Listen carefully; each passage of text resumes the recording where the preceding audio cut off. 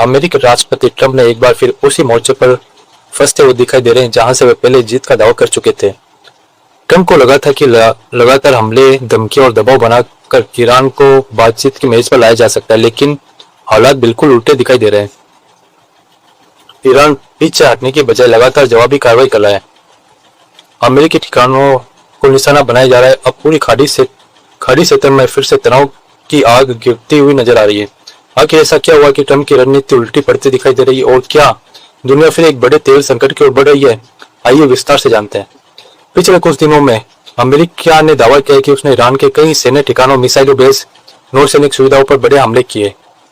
America का कहना है कि उसका उद्देश्य ईरान की इस क्षमता को खत्म करना है कि जिससे वह स्ट्रेट ऑफ हार्मुज से गुजरने वाली जहाजों को निशाना बना रहा है।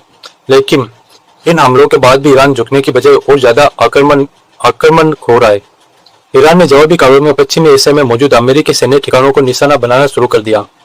जॉर्डन, कतर, ईरान, कुवैत जैसे देशों में अमेरिकी सैन्य अड्डों पर मिसाइल और ड्रोन से हमले होने लगे।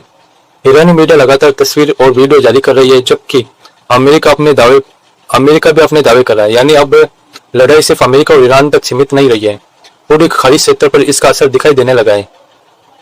इसी बीच ट्रंप ने एक इंटरव्यू में ईरान को खुली चुनौती दी। उन्होंने कहा कि यदि ईरान समझौते के लिए तैयार नहीं होता है तो अमेरिका अगले चरण में उसकी बिजली घरों, पुलों और महत्वपूर्ण राज्यों को निशाना बनाएगा। ट्रंप का यह बयान दिखाता है कि अमेरिका दबाव बढ़ाकर ईरान को झुकाना चाहता है, लेकिन सवाल यह है कि क्या ईरान वास्तव में डर गया? अब तक की घटनाओं से यह संकेत आता है कि ईरान पीछे हटने के मूड में नहीं है। इसी दौरान स्ट्रेट ऑफ हार्मुज फिर पूरी दुनिया के लिए चिंता का विषय बन गया। दुनिया के समुद्री तेल व्यापार का बड़ा हिस्सा इसी रास्ते से गुजरता है। यदि यह तनाव बढ़ता है या जहाजों की आवाजाही प्रभावित होती है तो इसका असर पूरी दुनिया की अर्थव्यवस्था पर पड़ेगा। कुछ समय पहले ईरान ने यह तक कह दिया था कि अमेरिका जहाजों को सुरक्षित देगा और बदले में टोल वसूलेगा, लेकिन इस बयान के कुछ ही दिनों बाद फिर से हमले हो गए। ये बात ईरान को अच्छी नहीं लगी। ये बात कई अंतर्राष्ट्रीय विशेषज्ञों का ध्यान अपनी ओर खींच रही है। अमेरिकी मीडिया भी अब ट्रंप की रणनीति पर सवाल उठा रहा है। विशेषज्ञों ने कहा है कि ट्रंप जिस तरह पूरे देशों पर दबाव बनाकर अपनी शक्ति मनवाने के आदी है, ईरान के मामले में वह तरीका काम करता हुआ नजर नहीं आ रहा। ईरान लगातार यह संकेत दे रहा है कि वे किसी भी दबाव में अपनी रणनीति बदलने वाला नहीं है। यही वजह है कि पिछले हुए समझौतों को लेकर भी दोनों देशों के बीच नई विवाद सामने आने लगा। ईरान का आरोप है कि अमेरिका ने समझौतों की कुछ शर्तों का सम्मान नहीं किया। वह अमेरिका का कहना है कि ईरान अपनी प्रतिबद्धता का पालन नहीं करा। इन आरोप प्रत्यारोपों के बीच तनाव लगातार बढ़ रहा है। ईरानी संसद के कई सदस्य पहले हुए समझौतों को पूरी तरह खत्म करने की मांग कर चुके हैं। दूसरी ओर ईरान की सैन्य और राजनीतिक लीडरशिप की ओर भी लगातार सख्त बयान कर रहा है, यानी बातचीत की संभावना कमजोर होती दिखाई दे रही है। पूरी घटनाक्रम का सबसे बड़ा असर तेल बाजार पर पड़ेगा। अगर स्ट्रेट ऑफ हार्मुज में लंबे समय तक तनाव बनता है तो अंतर्राष्ट्रीय बाजार में तेल कीमतों की भारी बढ़ोतरी होगी। भारत जैसे देशों के लिए यह बड़ी चिंता का विषय होगा, क्योंकि भारत अपनी तेल जरूरतों का ज्यादातर हिस्सा आयात करता है।